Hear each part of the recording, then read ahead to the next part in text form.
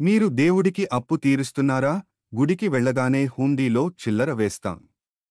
కాని ఆ డబ్బు దేవుడికి కానుక కాదు. మనం దేవుడికి చెల్లించాల్సిన అప్పు. మీకు తెలుసా? పురాణాల ప్రకారం ఈ హుండీ ఆచారం మొదలైంది తిరుపతిలో. శ్రీ వెంకటేశ్వర స్వామి తన కళ్యాణం కోసం కుబేరుడి దగ్గర అప్పు తీసుకున్నారు. ఆ అప్పు కలియుగం అంతం వరకు తీర్చాల్సిందే. అందుకే భక్తులు వేసే ప్రతి కానుక ఆ స్వామి అప్పు తీర్చడానికి మీరు పంచుకునే సహాయం. అయితే ఆధ్యాత్మిక అర్థం ఇంకోటి ఉంది.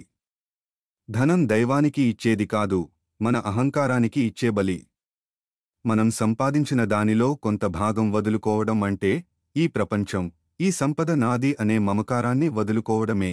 మీరు వేసే ఒక్క రూపాయి మీ త్యాగాన్ని, దేవుడి పట్ల మీ వినయాన్ని, లోక కళ్యాణం కోసం మీ బాధ్యతను చూపుతుంది. ఈ అద్భుతమైన రహస్యాన్ని అందరితో పంచుకోండి. మరిన్ని తెలియని సనాతన ధర్మ రహస్యాల కోసం సనాతన స్టోరీస్ తెలుగును ఫాలో అవ్వండి.